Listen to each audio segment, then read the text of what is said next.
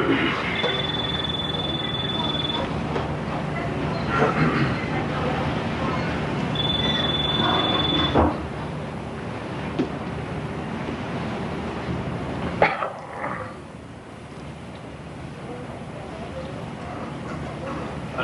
إلى حضرة روح النبي صلى الله تعالى عليه وسلم وآله وأصحابه أجمعين.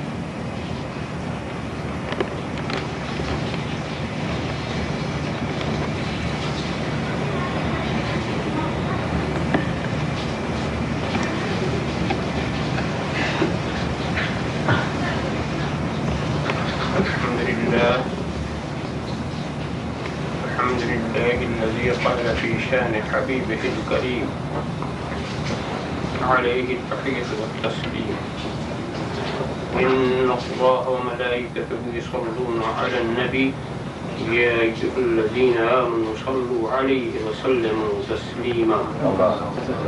لبيك اللهم ربنا وسعديك اللهم صل وسلم وبارك على سيدنا ومولانا محمد طب القلوب ودوائها وعافية الأبدان وشفائها نور الأبصار وضيائها وآله وصحبه دائما أبدا. سبحان ربك رب العزة عما يصفون وسلام على المرسلين والحمد لله رب العالمين.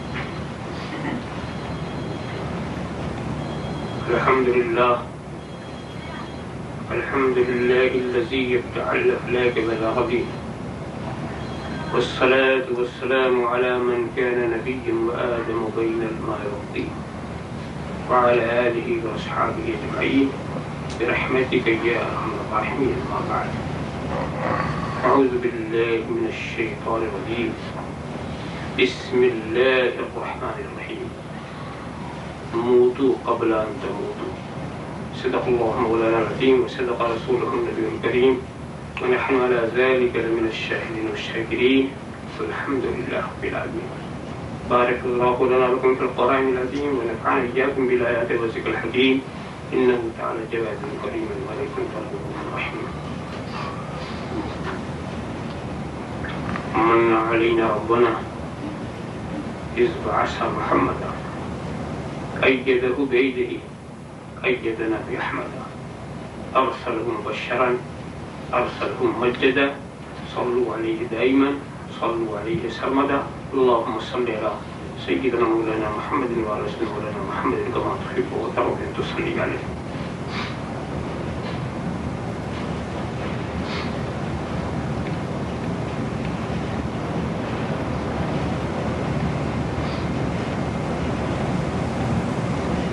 سلسلہ روز و شب نقش گرے حادثات. سلسلہ روز و شب اصل ممات و حیات. سلسلہ روز و شب تارے حریر درنگ جس سے بناتی ہے ذات اپنی قبائے صفات. اول و آخر فنا باطن و ظاہر فنا. نقش کوہن ہو کی نو منزل آخر فنا. کی محمد سے وفا تو نے تو ہم تیرے ہیں. یہ جہاں چیز ہے کیا لوح و قلم تیرے ہیں. محمد کی محبت دین حق کی شرط اول ہے. اسی میں ہے اگر خامی تو سب کچھ نامکمل ہے. محمد کی غلامی ہے سند آزاد ہونے کی. خدا کے دامن توحید میں آباد ہونے کی. بارگاہ رسالت و علیہ رسالت میں درود شریف کو نذران عقیدت پیش فرمائیں. اللہم صل علی سیدنا محمد وعلی سیدنا محمد وبارک وسلم کما تحب وترضى ان تصلی علیہ. ایک بار اور حدیث درود شریف پیش فرمائیں. اللہم صل علی سیدنا محمد وعلی سیدنا محمد وبارک وسلم. ایک بار اور نذران درود شریف پیش فرمائیں. اللہم صل علی سیدنا محمد وعلی سیدنا محمد وبارک وسلم.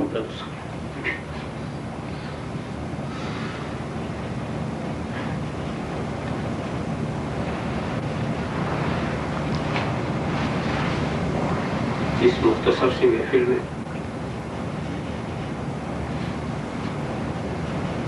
کچھ خاص باتیں ہیں جس کی طرف توجہ میں دلانا چاہتا ہوں.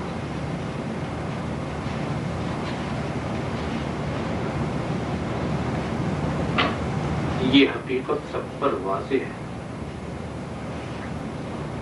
کہ بنیادی طور پر انسان بہت اختلاف پسند واقع ہوا، کسی بھی ایک نقطے پر متحد نہیں ہوتا، اور یہ اختلاف کچھ نادانی اور ناسمجھی کی بنیادی پر نہیں، بلکہ بڑے بڑے عقلاء، بڑے بڑے عقل والے آپس میں اختلاف رکھتے ہیں۔ نادانی کی بنیاد پر جو اختلافات ہوتے ہیں وہ آسانی سے مٹ جاتے ہیں، مگر عقل کی بنیاد پر جو اختلاف ہوتے ہیں بہت مشکل سے مقابلہ نہ ہوتا۔ بہت ہر بات میں انسان خود اپنی حقیقت کے بتانے میں اختلاف رکھتا کہ انسان کی حقیقت کیا ہے۔ ہر شخص سے کوئی کچھ کہتا، کوئی کچھ کہتا۔ انتہا یہ ہے کہ انسان کی روح کی کیفیت کیا ہے، اس میں بھی اختلاف ہے۔ یہاں تک اختلاف ہے کہ روح جسم کے اندر ہے یا جسم کے باہر ہے، اس میں بھی اختلاف ہے۔ کچھ لوگ کہتے ہیں جسم کے باہر ہو کر کے جس میں وہ تصرف کرتی ہے، اور کچھ کہتے ہیں جسم کے اندر۔ بات بات میں اختلاف، مزاج میں اتنا اختلاف کہ کھانے پینے میں اختلاف، پہننے اوڑھنے میں اختلاف، مگر ایسی اختلاف پسند دنیا میں اختلافات کی وضاحت کروں گا تو بات بہت دور چلی جائے گی۔ دکھانا صرف اتنی اختلاف پسند دنیا میں اس بات پہ سب کو اتفاق کہ ہم کو مرنا، چاہے یہودی ہو، نصرانی ہو، مجوسی ہو، کافر ہو کہ مومن ہو، مشرک ہو کہ موحد، اس میں کوئی نہیں کہتا کہ مرنا نہیں۔ یہی ایک ایسی چیز ہے جہاں آ کر سب متحد ہو، کسی کو اختلاف ہی نہیں۔ کیوں؟ بے شمار لوگوں کو قبرستان میں پہنچا چکے، تو کیسے یقین نہ کرتے؟ کیسے کیسے اونچی اونچی سطح والوں کو یہ قبروں میں اتار چکے، کاندھے پہ لے جا چکے، اور ہر گھر سے نکلتے ہیں نکلنے والے۔ جب وقت پورا ہو جاتا، یہ نہیں کہ مسلمان کا گھر بچا ہوا ہے، یہودی کے گھر سے نکل رہے ہیں، یہ عیسائیوں کا گھر بچا ہوا ہے، موجود کوئی کیسا بھی ہو، اور ہر سطح کے لوگ نکلتے ہیں۔ یہ بھی نہیں کہ کوئی خاص کیٹیگری ہو، کوئی خاص لوگوں کو یہ بچ جائیں گے اور کوئی نہیں بچے گا، سب اس منزل سے سب کو گزرنا ہے۔ اور اس کے بعد پھر مرنے کے بعد کیا ہوگا، پھر اختلاف شروع۔ اب اختلاف شروع ہو گیا، اس لیے کہ ادھر کا حال کسی کو معلوم نہیں۔ جہاں تک معلوم تھا کہ یہ مر گیا، اس کو دفن کر دیا، کسی نے جلا دیا، کسی نے کچھ کیا، جس کی سمجھ میں جو ہے ویسا کی، مگر اس کے بعد پھر کیا، پھر اختلاف شروع۔ مگر اس حقیقت کو تو سب مانتے ہیں کہ ہمیں جانا، اور اللہ کے فضل سے مسلمان جو ہے وہ ایک بہترین مضبوط آخرت کا تصور رکھتا ہے، اور پھر وہ یہ جانتا ہے کہ ہمیں بارگاہ رب العزت میں حاضری دینا اور اپنے کیے ہوئے کا حساب ہمیں پیش کرنا ہے۔ وہ ایک بہترین تصور، اور اس تصور کا اثر یہ ہے کہ وہ مجبور ہوتا ہے، اس کا تصور آخرت اسے مجبور کرتا ہے کہ وہ اپنی زندگی کو اس قابل بنائے کہ خدا کی بارگاہ میں منہ دکھانے کے لائق ہو، خدا کی بارگاہ میں جائے تو اسے کوئی پشیمانی نہ ہو، شرمندگی نہ ہو۔ اسی لیے جو اپنے کو ایسا نہیں بنا پاتے وہ موت سے ڈرتے ہیں۔ جب ایک قوم نے یہ کہا، جب یہودیوں نے یہ کہا کہ ہم ہیں خدا کے چاہنے والے، ہم ہیں خدا کے چاہنے والے، تو اس کے بعد ان سے یہی کہا گیا تھا کہ تم اپنے دعوے میں سچے ہو تو اپنی موت کی تمنا کرو، موت کی تمنا کرو۔ مگر وہ موت کی تمنا کیوں؟ جب تم خدا کو دوست سمجھتے ہو، خدا تمہارا دوست، تم خدا کے دوست، اب مرنے میں رکھا کیا؟ ہر دوست اپنے دوست سے جلد ملنا چاہتا، تو جب تم دوست ہو تو موت کی تمنا کرو۔ مگر موت کی تمنا کی ان کی ہمت نہیں تھی، وہ سمجھ رہے تھے کہ یہ زبان کی بات ہے، دل کی نہیں ہے۔ وہ یہ سمجھ رہے تھے کہ ہم جو کچھ بول رہے ہیں یہ تو ہماری گڑی ہوئی باتیں ہیں، یہ ہمارا دل اس سے مطمئن نہیں ہے، تو قرآن نے بھی کہہ دیا تھا کہ یہ موت کی تمنا کبھی کرنے والے نہیں، مگر بہرحال تمنا کرو چاہے نہ کرو، اس منزل تو سب کو گزرنا ہے۔ اب ہم کو دیکھنا، اپنی پوزیشن کو سمجھنا کہ آخر یہ موت ہے کیا چیز، کیا موت کی بات کی جو منزلیں ہیں، اس لیے کل نفس ذائقۃ الموت، یہ ایک حقیقت ہے، ہر نفس کو موت کا مزہ چکھنا ہے۔ تو یہ موت ہے کیا چیز، تو ہم ذرا سا ابتدا سے سفر کرنا چاہتے ہیں، شروع سے، اس لیے ہم شروع سے کرنا چاہتے ہیں کہ ہمارے علم و یقین میں یہ بات ہے کہ ہم جہاں ہیں یہی سب کچھ نہیں، اس سے پہلے بھی کچھ تھا اور اس کے بعد بھی کچھ ہوگا، یعنی یہ عالم جس عالم میں ہم رہتے ہیں، جس کو ہم عالم شہادت کہتے ہیں، یہی عالم سب کچھ نہیں، اس سے پہلے بھی ایک عالم تھا جہاں ہماری روحیں تھیں، اور اس کے بعد بھی ایک عالم ہوگا، تو اس عالم کو ہم عالم ارواح کہتے ہیں، اور وہ جو عالم آئے گا اس کو ہم عالم آخرت کہتے ہیں۔ تو ہمارا عالم دو عالموں کے بیچ میں، ایک طرف وہ عالم ارواح اور ایک طرف وہ عالم آخرت، اب بیچ کی کڑی ہم، ایک جگہ سے ہم آئے دوسری جگہ ہم جانے والے ہیں۔ بس ایک بات ضروری کہ آخر ہم کو یہ کیسے پتا چلا، اس لیے کہ عالم ارواح کا پتہ لگانا یہ ہمارے دل و دماغ سے باہر کی بات ہے، ایسے ہی عالم آخرت کا بھی پتہ لگانا یہ بھی ہمارے دل و دماغ سے باہر کی چیز ہے، اس لیے کہ رب تبارک و تعالیٰ نے ہم کو جو قوتیں دیں اس قوتوں سے ہم اس عالم شہادت کی چیزوں کو تو ضرور سمجھ سکتے ہیں، بعض چیزوں کو ہم دیکھ کے سمجھ لیتے ہیں، اس کے لیے جیسے کہ یہ چیز اچھی ہے یا بری اس کا پتہ ہم دیکھ کے کر لیتے ہیں، اس کے لیے اللہ نے ہم کو آنکھ دیا، اور بعض چیزوں کو ہم سن کر کے پتہ لگا لیتے ہیں اچھی آواز ہے کہ بری آواز ہے، تو اس آواز وغیرہ کے جو تعلق اس کا کان سے تعلق ہوگی، اور دوسرے مناظر جن کا تعلق دیکھنے سے ان کا دیکھنے سے تعلق ہوگی، اور بعض چیزیں ہم اپنے ذائقے سے پتہ لگا لیتے ہیں، زبان پہ لگایا ہم نے پتہ چل گیا کھٹا ہے کہ میٹھا۔ اب ایسے بعض چیزیں ایسی ہیں کہ جس میں ہم ہاتھ لگاتے ہیں پتہ چل جاتا ٹھنڈا ہے کہ گرم، کچھ ایسی قوتیں خدا نے ہم کو دی ہیں کہ جس سے ہم سمجھ لیتے ہیں کہ ٹھنڈا ہے کہ گرم ہے۔ اب یہ ساری قوتیں، اب اس کو کیا نام ہے علمی زبان میں کہتے ہیں کہ حواس سے ظاہرہ حواس سے باطنہ، کچھ ظاہری حواس ہیں کچھ باطنی حواس ہیں، تو یہ سب ہمیں اللہ نے دیا ہے دنیا کو سمجھنے کے لیے۔ اب یوں ہم سمجھائیں اگر ہمارے کان سے کان کی طاقت خدا لے لے تو صرف کان کی طاقت ہی نہیں لیا، ایک عالم کے باہر کر دیا ہم کو، وہ عالم جس کا علم کان کے ذریعہ سے ہوتا اس سے ہم باہر ہو گئے، اب اس کے جاننے کا کوئی ذریعہ ہمارے پاس نہیں۔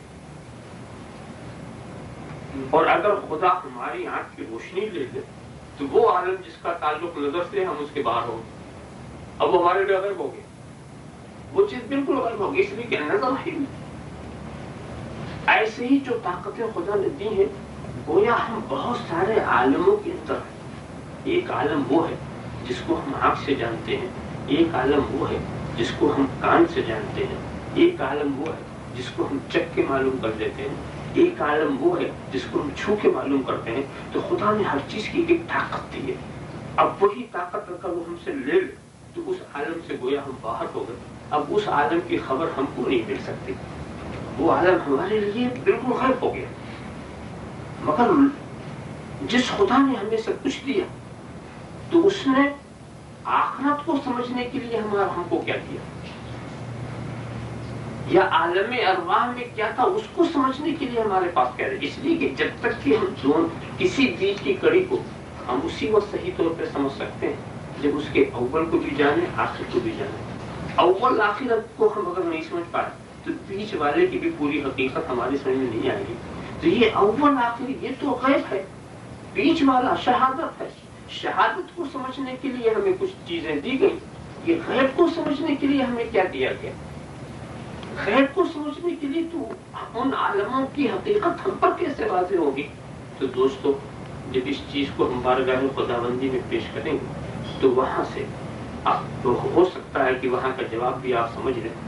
گویا رب کی رحمت اور اس کی منت قدیمہ، اس کا فضل عظیم ہم اس کو پکار رہا، کہہ رہا ہے کہ اے بندے تو مایوس نہ ہو، میں نے تجھے عالم شہادت کو سمجھنے کے لیے، دیکھنے کے لیے تجھے آنکھ دیا، سننے کے لیے کان دیا، چکھنے کے لیے زبان دیا، احساس کے لیے قوت لامسہ دیا، چلنے کے لیے پیر دیا، سوچنے کے لیے دماغ دیا. تو غیب کی باتوں کو جاننے کے لیے ہم نے تجھے نبی دیا. نبی آیا ہی اسی لیے ہے کہ آخرت کی بھی بات بتائے اور عالم ارواح کی بھی بات بتائے. وجہ کیا ہے کہ نبی کو علم ملتا ہے خدا سے براہ راست لینے کی صلاحیت اگر کسی میں ہے تو وہ نبی ہی ایک طاقت ہے. اسی لیے بندے اور خدا کے بیچ میں رسول ایک ایسا واسطہ ہے جو خدا سے لے رہا ہے، ہمیں دے رہا ہے، خدا سے سن رہا ہے، ہمیں سنا رہا ہے، وہاں سے معلومات لے رہا ہے، ہمیں معلومات دے رہا ہے. تو وہی ایک ایسا ذریعہ ہے جو ہمیں آخرت کی بھی بات بتاتا ہے اور ہمیں اول کی بھی بات بتاتا ہے. اگر اس ذریعے کو ہم ہٹا دیتے ہیں تو نہ ہمارے پاس دماغ ہے کہ ہم سمجھ سکیں گے. اسی لیے جن لوگوں نے اس ذریعے کو ہٹا دیا ان کے پاس نہ کوئی آخرت کا تصور ہے، نہ کوئی عالم ارواح کا تصور ہے، نہ قبر کا، نہ عذاب قبر کا، نہ فرشتوں کا، نہ قیامت کا، نہ جنت کا، جہنم کا. اس لیے کہ انہوں نے اپنی عقل سے جو سمجھا وہ کیا. جو چیز نبی کے سمجھانے کی تھی وہ اسے اپنی عقل سے سمجھنے لگے. جو چیز نبی کے بتانے کی تھی انہوں نے اپنے دماغ پر بوجھ ڈال دیا اور سمجھنے لگے، خدا کی ذات و صفات میں الجھ گئے. نتیجہ یہ ہوا کچھ نہ سمجھ سکے، بھٹکتے رہے. دنیا انہیں جالینوس کہتی رہی. افلاطون، بقراط، سقراط، ولی سینا، یہ سب کوئی نہ سمجھ، نادان اور پاگل دیوانے لوگ نہیں تھے، یہ بھی عقل والے لوگ تھے. مگر انہوں نے اپنی عقل کو ایسا رہنما بنایا کہ یہ عقل تو تھی صرف عالم شہادت کو سمجھنے کے لیے. انہوں نے اس عقل سے عالم غیب کا بھی کام لینا شروع کر دیا. نتیجہ یہ ہوا کہ عقل کی گدے لگاتے رہے، سمجھ کچھ بھی نہیں سکے، دھوکہ کھاتے رہے. اب ان باتوں کو تو جانے دیجیے. میں آپ کو دھیرے دھیرے لے آنا چاہتا تھا کہ عالم آخرت میں، عالم ارواح میں ہم تھے. رب تبارک و تعالیٰ نے جب چاہا، جب تک چاہا ہم وہاں رہیں، اور جو حکم الہی ملا کہ اس عالم کو چھوڑ دو تو ہم شکم مادر میں چلے آئے. یہ ہماری روح شکم مادر میں ڈال دی گئی. اور اس کے بعد پھر ہم کیا دیکھتے ہیں، جب تک رب نے چاہا ہم وہاں رہے، اور جب وہاں سے حکم ہوا کہ اس دنیا کو بھی چھوڑو تو ہم اس دنیا میں چلے آئے. حالانکہ یہ دنیا بہت بڑی ہو، اس دنیا سے، جس دنیا سے نکل کے ہم آئے. اور یہاں کا بھی یہی نظام ہم دیکھتے ہیں کہ جب تک رب چاہے گا ہم رہیں گے. نہ سال کے قید، نہ 2 سال کے قید، نہ 500 سال کے قید، نہ 100 سال کے قید. یہ تو اس کی مرضی کے اوپر ہے. جب تک چاہے گا ہم رہیں گے، اور جب کہہ دے گا اس عالم کو چھوڑ دو، اسے بھی چھوڑ دیں گے. پھر جائیں گے تو ہم عالم آخرت میں پہنچے، عالم برزخ میں پہنچیں گے. عالم برزخ بھی اتنا بڑا عالم ہے کہ یہ دنیا اس عالم برزخ کے مقابلے میں بالکل ایسی ہی ہے جیسے اس دنیا کے مقابلے میں شکم مادر. ماں کا پیٹ جس طرح مختصر ہے اس دنیا کے سامنے، ایسے ہی یہ دنیا اتنی ہی مختصر ہے عالم برزخ کے سامنے. اب یہ عالم برزخ میں جب تک رب چاہے گا وہاں رہیں گے. پھر جب وہاں سے ہوگا اب یہاں کو بھی چھوڑو، ہم عالم آخرت میں پہنچ جائیں گے. اور میدان آخرت میں جب تک رب چاہے گا ہم رہیں گے. جب حکم ہوگا اب اس کو بھی چھوڑو، تب جو جنت کی ہوگا جنت میں چلا جائے گا، جو جہنمی ہوگا جہنم میں چلا جائے گا. آخری منزل وہی. تو میرا کہنے کا منشا یہ ہے کہ ہم کہاں سے سفر کر رہے تھے اور اب تک سفر ہی کر رہے ہیں، ابھی منزل تک نہیں پہنچے. منزل تو ہماری ایمان والوں کی منزل جنت ہے، کفر والوں کی منزل جہنم. تو نہ کافر ابھی اپنی منزل کو پہنچا، نہ مومن اپنی منزل کو پہنچا. تو جب منزل تک جو نہیں پہنچتا، منزل کے بیچ میں رہتا تو اس کو تو مسافر ہی کہتے. تو ہماری حیثیت بھی ایک مسافر کی، ہماری حیثیت ایک مسافر کی. اور جس عالم میں ہم رہے اس عالم کے جو تقاضے تھے وہ ہم پورا کرتے رہے. ہر عالم کا تقاضا الگ ہے. کیا مطلب؟ جب ہم عالم ارواح میں تھے تو نہ کھانے کی ضرورت، نہ پینے کی ضرورت، نہ ہوا کی ضرورت، نہ غذا کی ضرورت، نہ جاڑا، نہ گرمی، نہ لباس، نہ بستر. ہماری روح جیسا خدا چاہ رہا تھا ویسے ہی وہاں پر تھی. اور اس کے بعد جیسے ہی ہم شکم مادر میں آئے تو وہاں ہمیں ہوا کی ضرورت تو نہیں مگر غذا کی ضرورت پڑ گئی. फौरन ही हमको खाने की जरूरत पड़ गई और रब ने वहां खाने के इंतजाम भी कर दिए कि हमको ग़िज़ा मिल रही है उजरत के तौर पर, कुदरती तौर पर वहां ग़िज़ा मिल रही। अच्छा, और उसके बाद आप वहां देखें, वहां से जब हम निकले इस दुनिया में आते ही सेकंडों में अब हवा की जरूरत भी हो गई। हालांकि हवा का तस्वुर भी नहीं था उस दुनिया में जहां थे हम, निकलते ही अब हवा की जरूरत हो गई और फिर ग़िज़ा भी बदल गई, ग़िज़ा भी बदल गई। वहां की ग़िज़ा और यहाँ की ग़िज़ा और। वहां की ग़िज़ा नाक के जरिए मिलती, यहाँ की ग़िज़ा मुंह के जरिए। वहां खालिस खून, जो कहना अपने मुकाम को छोड़े तो नजिस, तो एक हिसाब से देखिए नजिस ग़िज़ा। और यहाँ की ग़िज़ा दूध, नहायत लतीफ चीज, नहायत ही शानदार चीज। तो देखिए खाने पीने का रास्ता भी बदल गया। वहां नाफ से, शिकम मादर में थे तो नाफ से ग़िज़ा मिल रही, बाहर हुए तो मुंह से, वहां थे तो खून मिल रहा था, यहां है तो दूध। फर्क हो गया कि किस कदर लतीफ, क्या इंतजाम कुदरत का, मालूम है कि अच्छा। और हालांकि ये दूध भी उसी खून से बनता, बनने के हिसाब से वही सही, तबारक व तआला उसी खून से दूध बनाता, खजाना तो, मगर हकीकत बदल गई कि खून की हकीकत और दूध की हकीकत और। दूध एक लतीफ चीज है, एक साफ सुथरी चीज, पाक चीज, और खून बहरहाल निकल जाए तो नजीसी उसे कहा जाएगा। अब आप ख्याल फरमाएं, तो मैं एक बार सोच रहा था अपने तौर पर, और आप भी सोचेंगे तो खुदा के कुर्बत पर कुर्बान हो जाएंगे कि क्या शान रखता है वो, कि रब तबारक व तआला अगर चाहता तो माँ के पेट में भी वो ग़िज़ा मुंह के जरिए दे सकता था। वो कुदरत वाला, उसने नाफ के जरिए दिया और फिर दुनिया में मुंह के जरिए, वहां नाफ के जरिए। बात क्या है, मसलहत तो सही मसलहत तो कोई नहीं बता सकता, इसलिए कि सही हिकमत वही जानता है, अपने काम की हिकमत जो हकीम हो। आप कोई काम करेंगे तो उसकी सही हिकमत तो आप ही जानेंगे, मगर आदमी की सोच जहां तक पहुंचे और जहां तक आप गौर कर सकें, अगर अच्छी बात आपके जहन में आती है तो उसके लिए आप पाबंद भी नहीं, उसके लिए आप मजबूर भी नहीं कि आप अच्छी बात ना सोचें। तो देखिए, जब तक वो ग़िज़ा जिसको खून आप करते हैं, देनी से तो नाफ से दिया, और जब दूध देना होगा तो मुंह से दिया। दूध एक पाकीज़ा और लतीफ ग़िज़ा। मालूम होता है कि हमारी ज़ुबान की वो हिफाजत फरमा रहा। जब हम बिल्कुल बेताकत थे, जब हमें कुव्वत ही नहीं थी, कुदरत ही नहीं थी कि अपनी ज़ुबान की हिफाजत कर सकते, तो रब तबारक व तआला हिफाजत करता अपने करम से, अपने फजल से। क्या हिफाजत कर रहा कि ये जुबान वो है कि इसी जुबान से मैं इस बंदे से अपना कलाम पढ़ाऊंगा, इसी जुबान से मैं इस बंदे से अपनी तस्बीह व तहलील कराऊंगा, इसी जुबान से ये सुभाना रब्बियल आला कहेगा, इसी जुबान से ये सुभाना रब्बियल अज़ीम कहेगा, इसी जुबान से मेरे महबूब की तारीफें करेगा, इसी जुबान से ये मेरा कलाम पढ़ेगा।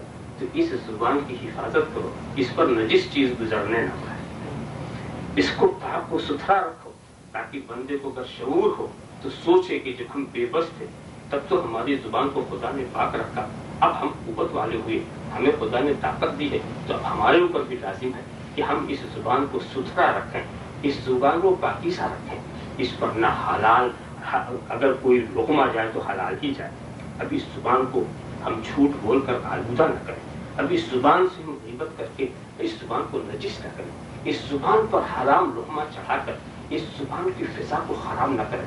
तो अब ये तो हमारी जिम्मेदारी है, जब हमको अख्तियार मिला है और अल्लाह ने हमको कुदरत दी है, अब अगर हम उस बात को ना ख्याल करें तो ये हमारी कमजोरी होगी और ये हमारी ये अफसोसनाक बात होगी। रब तबारक व तआला ने हमें इस तरह से ये सुन्नत इलाहिया बनी कि अब हम इस दुनिया में रह रहे हैं और उसके बाद फिर जब इस दुनिया से गए तो आप क्या, यहाँ तो हमें रोटी बोटी खिला रहा था, यहाँ तो और भी जायज चीजें हमें खिला पिला रहा था, वहां के अब रोटी बोटी की भी जरूरत खत्म हो गई, अब खाना पीना भी खत्म हो गया, अब वहां की जरूरत दूसरी हो गई, वहां नेकियां चाहिए, वहां नेकियां चाहिए। और लुत्फ की बात है कि वहां की नेकियां भी यहाँ की रोटी बोटी से बनी। मैं मिसाल के तौर, यानी अगर आपने किसी गरीब को दे दिया, किसी गरीब की मदद की या रोटी बोटी से या किसी चीज से, तो ये वहां नेकी बन करके है, तो बनी है इसी चीज से जो दुनिया में खुदा ने तुम्हें दी। वहां की नेकी बनाने का पूरा मसाला आपके पास मौजूद है। अरे इसको तो ऐसे मोटे अंदाज से आप समझें कि जैसे कि कोई बाहर जाता है, मिसाल के तौर पर इंडिया से लोग निकले कि हमको हज करने जाना, ये यहाँ से निकले साहब हमको हज करने जाना, तो आप करते क्या है, ये इस डॉलर को रियाल में बदलवा लेते हैं। और हमारा इंडिया वाला क्या करता है, वो रुपये को रियाल में बदलवा लेता है। अब उसको मालूम है कि साहब उसको जाना है बरतानिया जाना है तो पौंड में बदलवा लेता है, यहाँ आना है तो डॉलर में बदलवा लेता है, इराक जाना है तो दीनार में बदलवा लेता है। वो इसलिए बदलवाता है कि यहाँ की करेंसी वहां नहीं चलेगी। इंडिया के हम करोड़पति भी हो जाए तो कोई फायदा नहीं, अगर हमने बदलवाया नहीं तो हम जब पहुंचेंगे हिजाज में, सऊदी अरब में पहुंचेंगे, जेब में रियाल नहीं, तो इंडिया में कुछ भी हो हमको एक गिलास पानी मिलना मुश्किल हो जाएगा, एक रोटी मिलना, हमको भीख मांगना पड़ेगा, हमको हाथ फैलाना पड़ेगा। तो देखिए इंडिया का लखपति और सऊदी अरब का भिखारी, क्यों उसने बदलवाया नहीं? अगर वो बदलवा लेता तो कितना आसानी। अब कोई इंडिया से अमेरिका आवे, जेब में $1 ना हो तो सबसे पहली मुश्किल तो यहाँ पर वही पड़ेगी जो चीज हमको नहीं नजर आई यहाँ की, वो सामान ढोने वाले जो तौलिए हमारे यहाँ तो फ्री मिल जाए, यहाँ $1 उसको भी देना पड़ता है। अब किसी को ना मालूम हो, जैसे कि हमको मालूम ही नहीं, हमारे साथ पिछले साल मूसा भाई भी आए तो उनको भी नहीं पता, जब यहाँ आए तो खैरियत थी कि उनके जेब में $1 था, वरना वो सारा सामान खुद ही उठाना पड़ता है। अब आप अपने घर पर कुछ भी हो, जब यहाँ वाला सिक्का आपके जेब में नहीं तो आप मजबूर हैं। जब आप चले थे यहाँ के लिए तो आपको तो यहाँ पर सिक्का रखना था, पता नहीं कहाँ क्या जरूरत पड़ जाए, किस कदर परेशानी हो सकती। अब आप ये सोच सकते हैं कि भाई फिर कितना बदलवा लें, अब ये सोच सकते कितना बदलवा लें, तो मैं पूछूंगा भाई आप कितना रहना चाहते हैं, पहले ये बताइए। 1 महीना रहना चाहते हैं तो उसका भी बता दो कितना ले जाओ, 2 महीना रहना चाहते हैं तो उतना ले जाओ, साल भर रहना चाहते हैं तो उतना ले जाओ। तो आपके रहने के ऊपर एक ही हफ्ते में पलट आएंगे तो कुछ कमी पैसा चलेगा, मगर अगर आप वहाँ 4-5 साल रहना चाहते हैं तो उसी हिसाब से ले जाइए। ये तो बिल्कुल मोटी सी बात। तो आप खुद बताइए कि आप रहना कितना चाहते हैं, फिर मैं बताऊं कि कितना बदलवाइए। इसीलिए जब आखिरत में जाने वालों से कहेगा भाई आखिरत में जाना तो कितना बदलवा ले, तो हम तो पूछेंगे कितना रहने का इरादा है, क्या कुछ पलटने का भी ख्याल है, वहां से क्या कुछ पलट आने का भी ख्याल है। आप कहेंगे नहीं साहब वहां तो जाएंगे तो पलटेंगे नहीं, वहां तो हमेशा हमेशा रहना, वहां हमेशा हमेशा रहना है। जब हमेशा हमेशा रहना है तो तुम्हें एक चीज यहाँ नहीं छोड़नी, जैसा वही पहुंचा दो। जब हमेशा वहीं रहना तो यहाँ छोड़ के क्या करोगे, जितना पहुंचाना हो पहुंचा दो। आप सोचेंगे कि बाद वाले पहुंचा देंगे तो लायक हुए तो वो भी पहुंचाएंगे, इसमें कोई शक नहीं, मगर बाद वालों पर आप भरोसा क्यों करें। जो आपकी चीज है, कमाया आपने, मेहनत आपने किया, आप जितना आप खुद पहुंचा सकें कि बाद वाला ना भी पहुंचाए तो कोई फिक्र ना, और बाद वाले के भरोसे तो रह गए, उसने नहीं पहुंचाया तो आप यहाँ तो कुछ भी रहे हो, वहां तो आप भिखारी हो जाएंगे, वहां तो भिखारी हो जाएंगे। इसलिए ये सिक्के, ये डॉलर, ये पाउंड, ये पैसे आखिरत में नहीं चलेंगे, वहां नेकियां चलेंगी, और नेकियां तुम इसी सिक्के से बना सकते हैं। आप कहते हैं बदलवाने का भी अच्छा अंदाज होता, अरे भाई आप कहते हैं कैसे बदलवाने का, बैंक में हम देते हैं और हमको दूसरी जगह का सिक्का मिल जाता।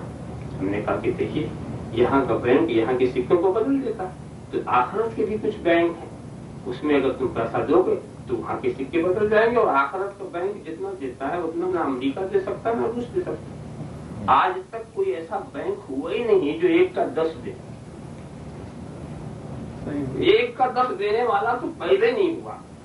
मगर आखिरत का बैंक ये कहता है कि हमको 1 दोगे तो तुमको 10 हम देंगे, 10 तो देंगे और रहमत की कोई पाबंदी नहीं, और भी दे दे, कोई पाबंदी नहीं, मगर 10 तो देंगे का वो वादा ही फरमाता। आप देखिए आखिरत का बैंक तो क्या है, आखिरत का बैंक सारे खैरात करे, दीन के काम में जहां आप लगा देंगे, यतीमों को दे दें, बेवाओं को दे दें, गरीब को दे दें, दीनी इदारों को दे दें, मसाजिद को दे दें, दीन के काम में जहां भी आप लगा देंगे वहां पर क्या नाम है, वो आखिरत का बैंक ही, वो आखिरत का बैंक है। और उसके बाद एक चीज को यहाँ पर समझना जरूरी ये है कि देखिए मांगने वाला जो है अगर मांगता दीन के नाम पर या कुछ नाम से मांगता तो इस बात को यकीन आप जरूर हासिल कर लें कि वाकई उससे दीन मुस्तफा को फायदा पहुंचेगा। मुझे क्या है कि पहले तो कुछ फिक्र की बात नहीं थी, पहले इसलिए फिक्र की बात नहीं थी कि जो मुसलमान दीन के नाम पर मांगता था वो दीन में लगाता था, जो मांगता था वो दीन पे लगाता था। मगर अब ऐसा मामला हो गया है कि जो भी मांगेगा वो दीन के नाम पर, मिसाल के तौर पर अब कादियानी मांगता तो भी दीन के नाम पर मांगते, राबजी मांगता तो भी दीन के नाम पर मांगता, कोई दुनिया के नाम पर नहीं मांगता। मगर आदमी को देने वाले को सोचना चाहिए कि कहीं ऐसा न हो कि दीन के नाम पर हम दें तो न दुनिया ही मिले न दीन मिले। तो ये सोचना जरूर चाहिए, बस सिर्फ अल्लाह की रजा चाहिए और ये यकीन चाहिए। और फिर उसके बाद जब आपने दे दिया तो कोई आपने एक बैंक में जमा कर दिया और इंशाअल्लाह आप उसका फायदा उठाएंगे और ये चीजें जो हैं वो आपको अच्छी तरह से वहां मिलेंगी। हाँ तो मैं ये कह रहा था, ये तो एक बात जिम्मी तौर पर आ गई, बात ये चली थी कि जब तक खुदा ने चाहा हम आलम अरवा में, फिर हिकम मादर में आए, फिर यहाँ आए, फिर बरज़ख में जाएंगे, फिर आखिरत में जाएंगे, फिर जन्नत में जाएंगे। अब मुझे ये बताइए हम मरे कब, ये मरे कब? हम तो सफर कर रहे, एक छोड़ा दूसरी जगह, दूसरा छोड़ा तीसरी जगह, वरना अगर ये गई आलम अरवाह से निकले तो एक मौत, और माँ के शिकम से निकले तो दूसरी मौत, और फिर यहाँ से बरज़ख में गए तो तीसरी मौत, और फिर वहां से आखिरत में गए तो चौथी मौत, और फिर वहां से अगर मुंतकली का नाम मौत है तो कहीं कहीं मौत मिलेगी, मरे कब? अब मगर मरना है तब समझना पड़ेगा कि मौत है क्या चीज। क्या मौत के माना ये है फना हो जाना? हम फना कहाँ होते हैं, फना कहाँ होते हैं? हम तो सिर्फ जगह बदल रहे और कुल्लु नफ्सिन ज़ाइक़तुल मौत, मौत का मजा चखना। क्या ये देखिए क्या लुत्फ की बात, मौत का मजा चखना। मौत हर एक पर तारीफ होगी, मगर फिर मर के मरा रह जाना ये दूसरी चीज है। एक ये है मजा चखना और एक मर के मरा रह जाना, दोनों में दो बातें होती हैं। अभी किसी की रूह निकाल दी जाए, फौरन मजा चख लिया उसने मौत का, फिर वापस कर दिया, फिर जिंदा हुआ मगर मौत का मजा तो चख लिया उसने, जहां तक चखने की बात थी वो चख लिया। और चखने का माना ये थोड़ी होता कि पेट भर के खा लिया, चखने की भी एक मिकदार होती है। कोई सालन चखता है तो कितना चखता है, जरा सा चमचे से दिया और चख लिया, ये थोड़ी कि पूरा देगची खा लिया कदम चख रहा है, पूरा देख खा गया कदम चख रहा है। चखने का मतलब नहीं, ये है कि उसकी जो कैफियत है। तो अब आप ख्याल फरमाओ, अब उसके बाद आइए मौत का इस्लामी फलसफा आप देखेंगे तो आप समझेंगे असल में मौत की हकीकत क्या है। उतनी मौत जिसकी बात अभी हमने बताई कि मजाक चखने के हद तक, वो तो सभी पर, ये रब तबारक व तआला का वादा वो तो है अपनी जगह पर, मगर एक हकीकी मौत, उसको समझने के लिए थोड़ी सी तवज्जो में दूसरी तरफ आपको ये जरूर करना कि वो मौत जिसके बाद मरने वाले को हम मुर्दा कह सकें। जैसे एक मौत वो है कि जिस पर मौत तारी हो تاریخ ہونے کے بعد آپ اس کو مردہ بھی نہ کہہ سکیں. موت تو تاریخ ہے مگر آپ مردہ نہ کہہ سکیں. اور ایک وہ موت کہ موت تاریخ ہو آپ مردہ بھی کہہ سکیں. تو اس کے لیے قرآنی آیات ہی کی روشنی میں غور کرنا چاہیے. ایک جگہ پر اللہ کے رسول سے خطاب کرتے ہوئے اِنَّكَ لَا تُسْمِعُ الْمَوْتَى. دیکھو مردہ قرآن میں کسے کہا؟ اِنَّكَ لَا تُسْمِعُ الْمَوْتَى. اے محبوب تم مردوں کو نہیں سنا سکتے.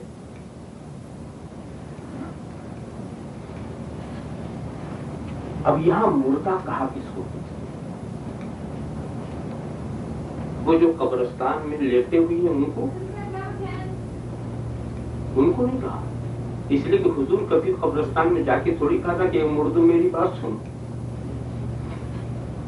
حضور تو کبھی قبرستان میں نہیں کہتے کہ مردوں میں آیا ہوں میری بات مانو.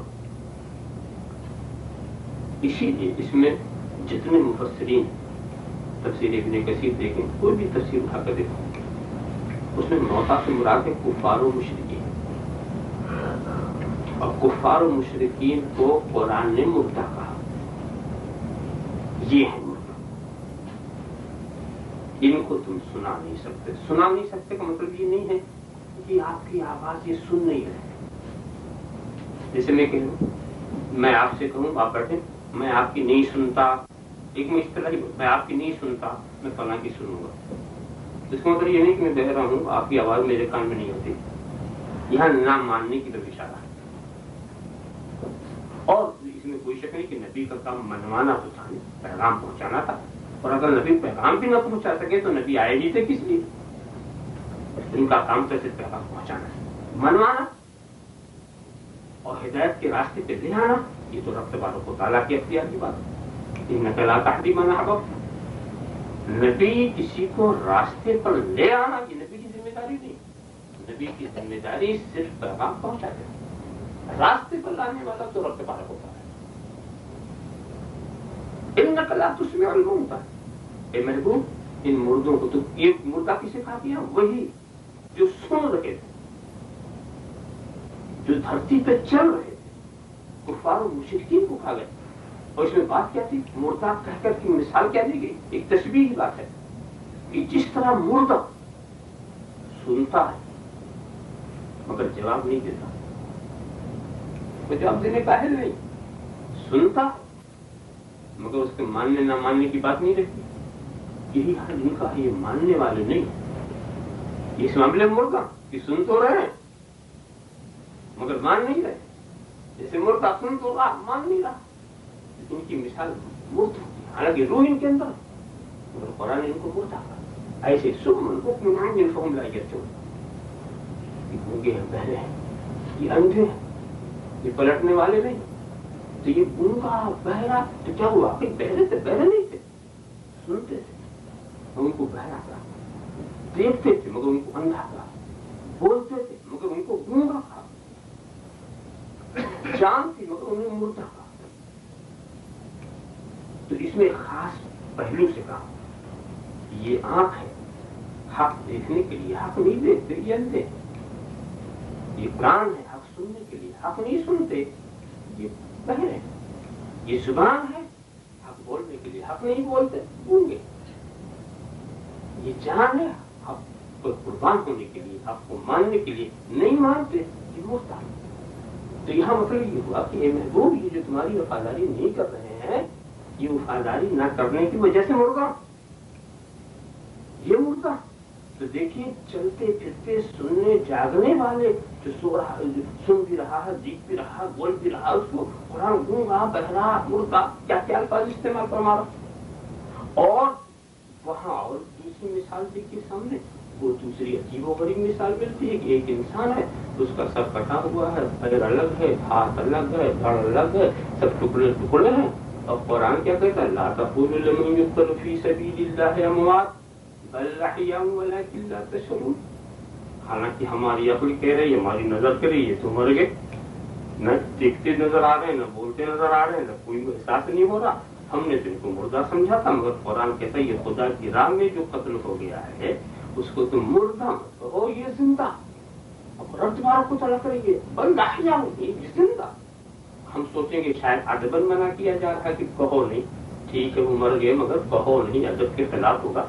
मगर कहा जाता ला तहसबन्न अल्लज़ीना क़ुतिलू फ़ी सबीलिल्लाह, अरे कहने ही की बात नहीं, गुमान भी मत करो, गुमान भी मत करो कि वो मुर्दा, बल्कि वो तो जिंदा।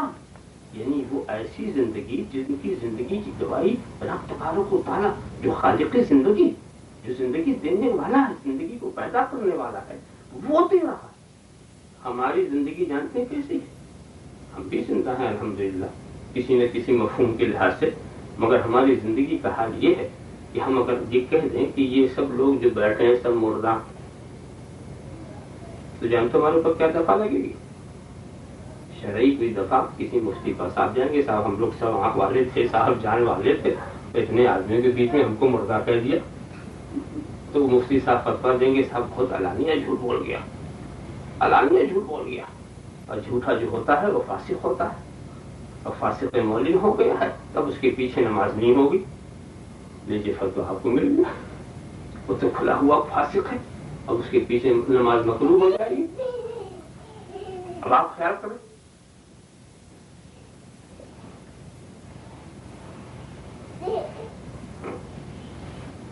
बैठ जाओ। तो ज्यादा ज्यादा बात की आपको सुनेंगे यही तो। मगर उनसे पूछे कि भाई ठीक है, उनके पीछे तो नमाज हमारी मकरूह होगी, मगर हमारे पीछे वो पढ़े तो कुछ हरज, उसमें नहीं कुछ नहीं, मेरी नमाज तो पढ़ जाएगी, मेरे पीछे किसी की नहीं होगी, इतनी तो दफा लगेगी ना। मगर दोस्तों, ये जो अल्लाह की राह में शहीद हो गए हैं, इनकी जिंदगी ऐसी जिंदगी बन गई है कि अब अगर हम इनकी जिंदगी से इनकार कर दें और इन्हें कह दें कि ये जिंदा नहीं है मुर्दा है, तो हम कुरान के मुनकिर हो जाते हैं। और हर मुसलमान जानता है कि जो कुरान का इनकार कर दे और कुरान की सही आयत का इनकार कर दे, तो फिर इस्लामी दायरे में उसकी गुंजाइश नहीं रह जाती। दर्शे कितनी मजबूत जिंदगी उनको मिल गई, और कितनी हमारी जिंदगी से बेहतर आला और बेहतर जिंदगी उनको मिल गई। तो हमने महसूस यही किया और समझ लिया, इस्लाम फलसफा ये देना चाहता है कि सुनो, ये जिंदगी मौत का जो आपने ये नक्शा बना लिया कि हस्ते मलकल मौत आए, आपकी रूह निकाल लें तो आप मुर्दा, ना निकालें तो आप जिंदा, ये तो एक बहुत ही सरसरी सा तस्वुर है। असल में जिंदगी नाम है हमारे महबूब सल्लल्लाहु अलैहि वसल्लम की वफादारी का। जो मेरे रसूल का वफादार है वो जिंदा है, और जो मेरे रसूल का गद्दार है वो मुर्दा है। वफादार रहो तो यहाँ भी तुम जिंदा रहोगे, वहां भी जिंदा रहोगे, और अगर उस रसूल के तुम खिलाफ चले गए और तुमने गद्दारी की तो यहाँ भी चलते फिरते मुर्दा रहोगे, वहां भी मुर्दा ही रहोगे। तो असल में जिंदगी नाम है रसूल की सच्ची गुलामी का। इस्लाम जो जिंदगी का एक तस्वुर हमें दे रहा है, और एक मोमिन की जो सच्ची जिंदगी होनी चाहिए, वही इसी पे इकबाल ने अपने अंदाज में कहा कि मोहम्मद से वफा तूने तो हम तेरे हैं।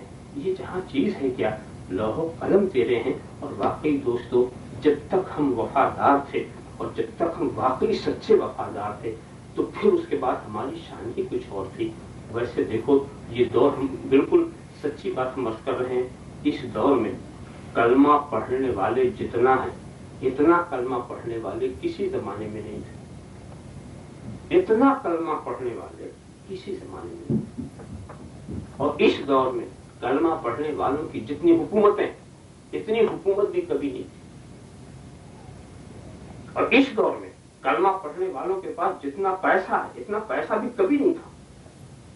मगर इसके बावजूद इस दौर में कलमा पढ़ने वाले जितना जलील हैं, इतना जलील भी कभी नहीं थे। हर तरफ आप पर मुसीबत पड़ रही। एक छोटा सा इसराइल है कि पूरे अरब के लिए दर्जे सर बन गया है।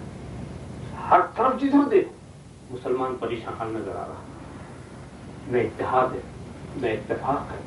क्या बात है, हुजूर ने तो सिर्फ 1,24,000 कलमा पढ़ने वालों को कमोबेश छोड़ा था। कमोबेश 1,24,000। और आज करोड़ों करोड़ों कलमा पढ़ने वाले, 20 करोड़ तो हमारे इंडिया में कलमा पढ़ने वाले, और 20 करोड़ और ले लो पाकिस्तान बांग्लादेश अगर मिला तो करोड़ों की बात हो रही है। और हुजूर ने छोड़ा था 1,24,000। बताइए اسلام کے لیے وہ زمانہ بہتر تھا کہ آج کا زمانہ؟ دیکھنے میں تو آج کا بہتر لگ رہا، کروڑوں میں تعداد شمار کرو تو شمار میں بھی نہیں آتی، اور وہاں بھی دیکھیے لاکھ سوا لاکھ تو ایک شہر میں بھی اس سے زیادہ بستی ہو جاتی ہے۔ مگر سچی بات سوچو کہ ان کروڑوں مسلمانوں میں سے اگر ہم کسی صدیق اکبر کو تلاش کریں تو نہیں ملے گا۔ ان کروڑوں مسلمانوں میں کوئی فاروق اعظم ہو تو بتاؤ، ان کروڑوں مسلمانوں میں دولت مندوں کی کمی نہیں، کوئی عثمان غنی ہو تو بتاؤ، ان کروڑوں مسلمانوں میں تلوار چلانے والوں کی بھی کمی نہیں، مگر کوئی خالد ابن ولید ہو تو بتاؤ، ان کروڑوں مسلمانوں میں اذان دینے والوں کی بھی کمی نہیں، اگر کوئی بلال حبشی ہو تو بتاؤ۔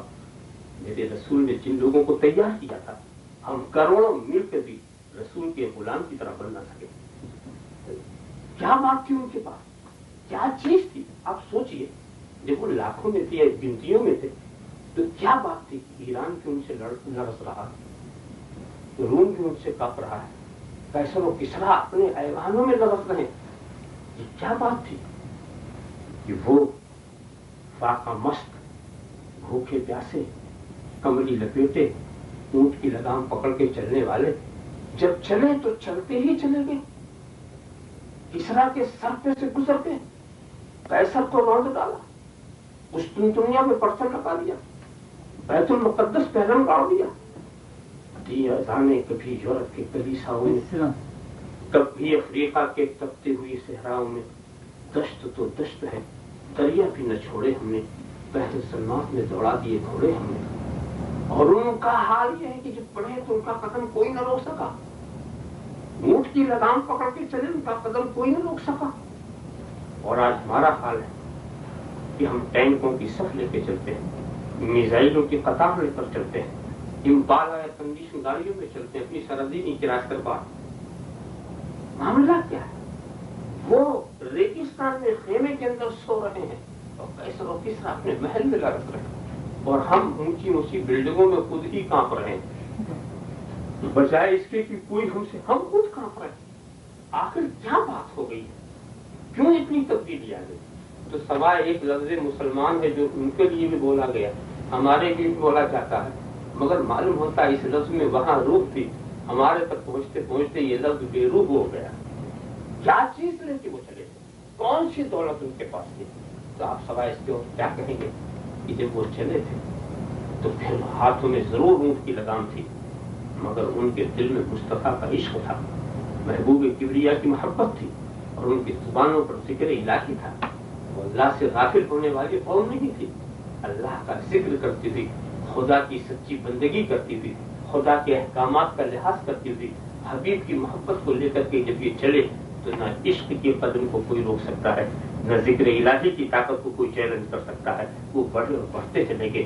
ہمارا معاملہ یہ ہے کہ ہمارے عشق کی طاقت بھی کمزور ہو گئی ہے اور ذکر کی طاقت بھی کمزور ہو گئی ہے، نہ ہم ذاکر رہ سکے نہ ہم عاشق رہ سکے، دونوں چیزیں ہماری کمزور ہو گئی ہیں۔ ورنہ دوستو عشق تو عجیب چیز ہے، اگر کسی کا عشق کسی کے دل میں سما جاتا ہے تو بس وہ دیکھنا چاہتا ہے تو اسی کو دیکھنا چاہتا ہے، سننا چاہتا ہے تو اسی کو سننا چاہتا ہے، ذکر چاہتا ہے تو اسی کا ذکر چاہتا ہے، نقل چاہتا ہے تو اسی کی نقل کرتا ہے، ایک ایک چیز کی، اس لیے کہ محبت جو ہے وہ اتباع پر مجبور کراتی ہے، محبت کے اطاعت پر مجبور کراتی ہے۔ وہ تو تلاش کرتے ہیں کہ میرے محبوب کو کیا پسند ہے وہی میں پسند کروں، میرا محبوب کس سے چڑھتا ہے اس سے میں بھی چڑھنے لگوں، میرا محبوب کس چیز سے دور رہتا ہے اس سے میں بھی دور رہنے لگوں۔ تو عشق کا عجیب مزاج ہوتا ہے، اور دوستوں وہی سارا مزاج جب تک ہم پیدا نہیں کریں گے ہم کو وہ لذت نہ ملے گی۔ سجدے تو ہم کریں گے مگر سجدے کے اندر لذت جو ملتی ہے وہ اللہ کے خوف سے اور خشیت الہی اور محبت رسول ہی سے ملتی ہے۔ اور واقعی دوستو وہ محبت والے تھے، وہ عشق والے تھے، تو اس محبت و عشق نے ان کو ایسی زندگی دے دی ہے، ایسی زندگی دے دی ہے کہ ایک آن کے لیے ان پر موت تو ضرور آئے گی، مگر پھر ان کو ایسی زندگی ملے گی جو ہماری زندگی سے بہتر ہوگی، ہماری زندگی سے اعلیٰ ہوگی۔ اصل چیز یہی ہے دوستو، ہمیں اپنی حیثیت کو سمجھنا چاہیے کہ ہماری حیثیت کیا ہے اور ہماری اصل منزل کیا ہے۔ آپ دیکھیں میں یہاں پر تھوڑے سے سفر کے لیے آیا ہوں، تھوڑے سے سفر کے لیے یہاں پر آیا ہوں، پوچھ لیجئے گا ایک چھوٹی سا بریف کیس میرے ہاتھ میں، کیوں؟ यहाँ भी ब्रीफ केस लेके चले आए, क्यों? मंजिल पे नहीं आया हूं, सफर कर रहा हूं। तो सफर करने के लिए जब 2 जोड़े की जरूरत है तो उसमें 6 जोड़ा रखने की जरूरत है। सफर करने के लिए जितनी जरूरत होती है मुसाफिर उतना ही रखता है। अब आप यहाँ से सफर करने के लिए निकले, ये थोड़ी करेंगे कि सोफा सेट भी साथ चले, डिनर सेट भी साथ चले, पूरा घर साथ चले, ये तो नहीं करेंगे, बल्कि ये देखेंगे कि सफर जितना करना, लोग अपने असली मकान को सजाते हैं। मिसाल के तौर पर आप कमाएंगे कहीं, पैसा कहीं चलना है, मगर जो आपकी असली मंजिल होगी वहां जमा करते हैं, उसको सजाते हैं, उसको बनाते हैं। ये हमारा घर है, इसको हमें सजाना है। तो दोस्तों, हम सब मुसाफिर हैं। अब हमारी असली मंजिल जन्नत है, तो वहाँ के घर को अगर हम नहीं सजाते तो ये हमारी बड़ी नादानी की बात है कि यहाँ की चीज नहीं रह जाए और फिर वहाँ हम न पहुँचा सकें, तो वो वहाँ पहुँचाएं और ये न समझें। इत्तेफाक देखिए, कुदरत का भी एक इंतजाम है कि जाने वाला जब जाता है तो कुछ अजीज वहां इंतजार करते हैं और कुछ अजीज पहुंचाने ले जाते हैं। कुछ पहुंच चुके हैं, कुछ यहाँ रह गए, तो इन अजीजों से निकले दूसरे अजीजों में वो पहुंच गए। बेटे को छोड़ा तो बाप मिला, पोतों को छोड़ा तो दादा मिला, ये तो छोड़ करके दूसरे अजीजों में चले गए। अब वो अपने मगर अब आपकी मोहब्बत का तकाजा ये है कि आप उस जाने वाले को फरामोश न करें, ना अपनी दुआओं में फरामोश करें, ना आप कार्य खैर में फरामोश करें। और मैं आपको बताऊं, बड़े हुकूक होते हैं, वालिदैन के तो बड़े हुकूक होते हैं। माँ बाप का हक बेटा कभी अदा ही नहीं कर सकता। अगर ये सोचे कि हम कुछ कर रहे हैं और बाप का हक अदा हो जाए, अदा ही नहीं हो सकता। ये न समझे कि बाप की विशाल के बाद अब हक अदा हो गया, पूरी जिंदगी की नेकियां आप उनके हवाले कर दें जब भी हक अदा नहीं होगा। पूरी जिंदगी की नेकियां आप उनके हवाले कर दे जब भी हक अदा नहीं होगा। अगर वो अपने हक का मुतालबा करें तो फिर आपको शर्मिंदगी उठानी पड़ेगी मैदान क़यामत के अंदर। और याद रखिए, आप बहुत फरमा बरदार थे अपने बाप के, बहुत फरमा बरदार थे। ये आपने अपने लिए अच्छा किया है, बाप पर कोई एहसान नहीं किया है, आपकी नेकियां बढ़ी हैं, आपको बारगाह खुदावंदी में तो। मगर अगर वो उनके विशाल के बाद आपने उन्हें फरामोश कर दिया, भुला दिया और कार्य खैर में उनका हिस्सा नहीं रखा और उनके लिए इशारे सवाब नहीं किया, बिल्कुल भुला दिया, तो क़यामत के दिन आप नाफरमानों में उठाए जाएंगे। ये नहीं है कि जिंदगी में हमने बड़ी खिदमत की थी, जिंदगी में हमने बड़े करें, क़यामत के दिन आप नाफरमानों में उठाए जाएंगे। शायद खुदा ने जब आपको तौफीक दी और आप जिंदगी में खिदमत करते थे तो जाने वालों को हमेशा याद रखेंगे और उसको हमेशा इशारे सवाब और दूसरे जराए से नेकियां वहाँ पहुँचाते रहेंगे। अब जाहिर है कि वहाँ का सरमाया तो नेकियां ही है और तो कोई ऐसी चीज नहीं है। और दुआए खैर करना। और इंतहा की बात मैं आपको बताऊं कि हुजूर सल्लल्लाहु अलैहि वसल्लम की बारगाह में एक शख्स आया, उसने एक नज़र मानी कि फला गज़वे से आप खैर खैरियत से आए, तो मैंने ये सोचा है कि काबे की चौखट में मैं बोसा दूंगा, काबे की चौखट को मैं बोसा दूंगा। तो हुजूर ने कहा, अच्छा ऐसा कर, अपनी माँ के कदम को चूम ले, तेरी नजर पूरी हो जाएगी। जरा सा आप ख्याल करें, ये क्या मुकाम है वालिदैन का, क्या अंत मालू कर अभी तुम्हारा माल, ये सब तुम्हारे बाप का, तुम्हारा माल तुम्हारे बाप का। जरा सा आप ख्याल करें, ये क्या मुकाम है कि बाप की रजा में खुदा की रजा और बाप की नाराजगी में खुदा की नाराजगी है। दोस्तों, हमारा माहौल भी ऐसा बिगड़ चुका, हमारे बच्चे जो हैं अब दीनी माहौल में नहीं मैसर आ रहा, ज्यादातर वो दुनियावी माहौल में रहते हैं। और वाकई स्कूल और कॉलेजों की कुर्सियों के ऊपर माँ बाप के मुकाम को थोड़ी बताया जाएगा कि माँ बाप के कदमों के नीचे जन्नत है, वक्त ये सब बताया नहीं जाता। हमारे घरेलू माहौल से भी उनको कुछ नहीं मिल पाता। वजह ये है कि जिम्मेदारी हमारी थी कि हम सीखते और सिखाते, मगर हम खुद ही नहीं सीखे हुए हैं तो सिखाएंगे क्या।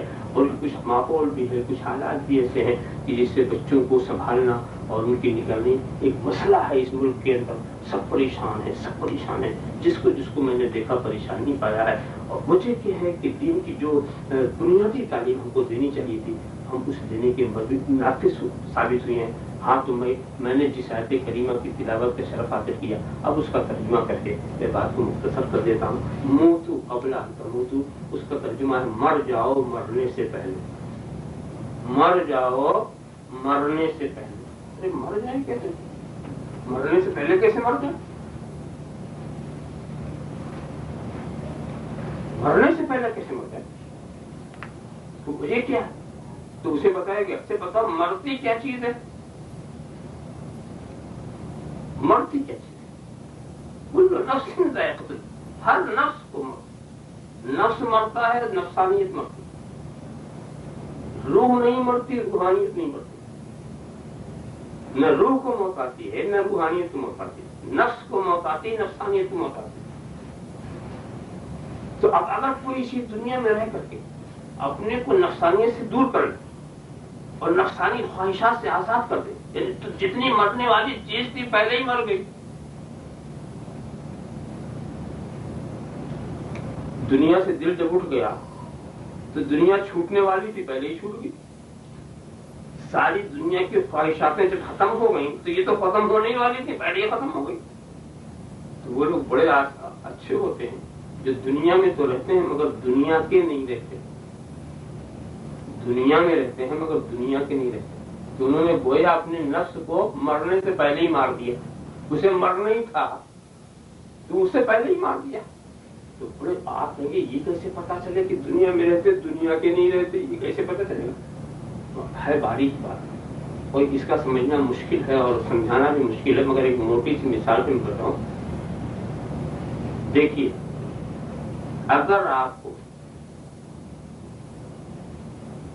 ایک زبردست کوئی چیز مل جائے جو بے حد خوشی کی بات ہو، آپ کو کروڑوں ڈالر مل جائے، تو اپنے دل کو آپ دیکھیں کہ دل کے اندر اس کے ملنے سے غیر معمولی مسرت تو نہیں ہوئی، دل بہت زیادہ خوش تو نہیں ہو گیا؟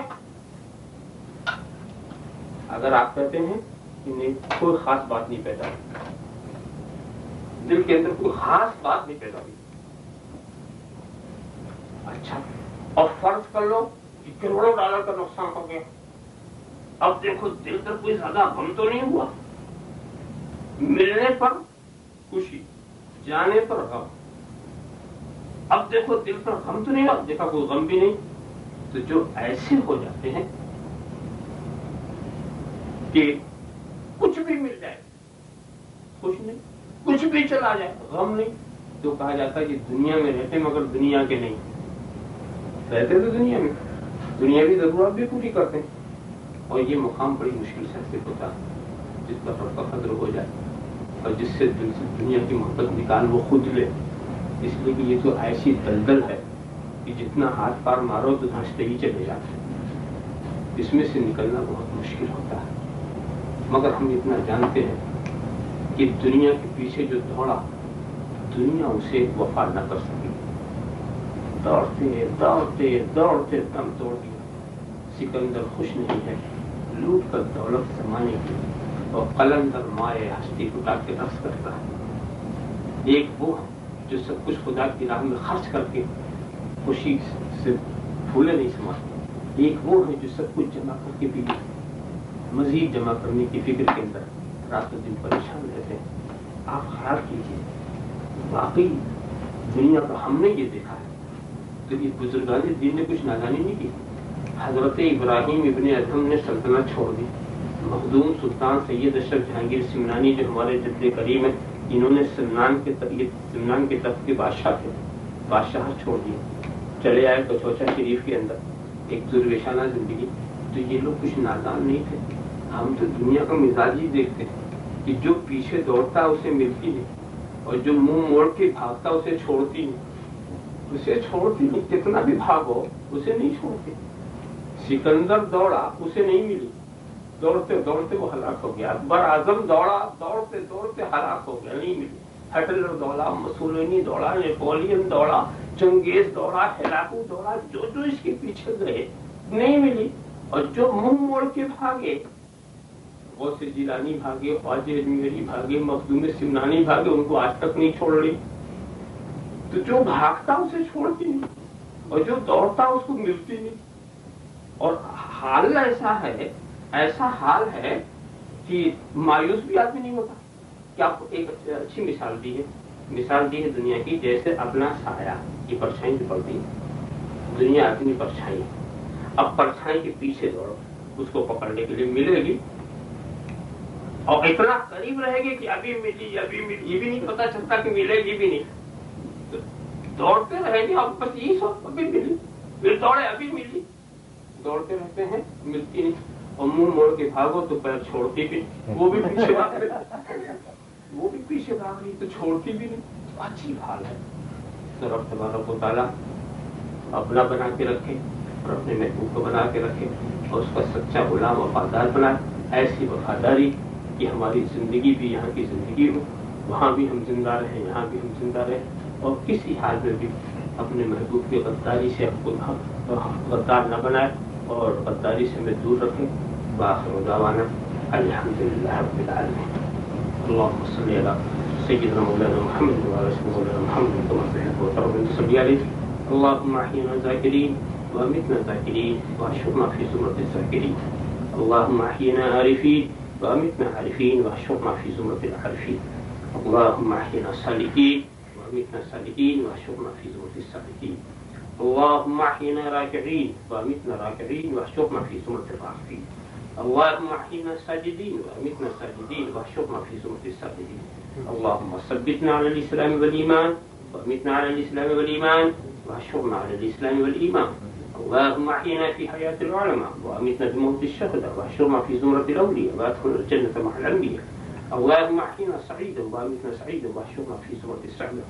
اللهم إنا نعوذ بفضلك القديم ودولك العظيم ولطفك العميم.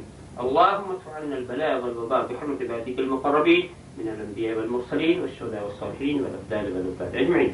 إن الله وملائكته يصلون على النبي يا أيها الذين آمنوا صلوا عليه وسلموا تسليما. سبحان ربك رب العزة عما يصفون، سلام على المرسلين والحمد لله.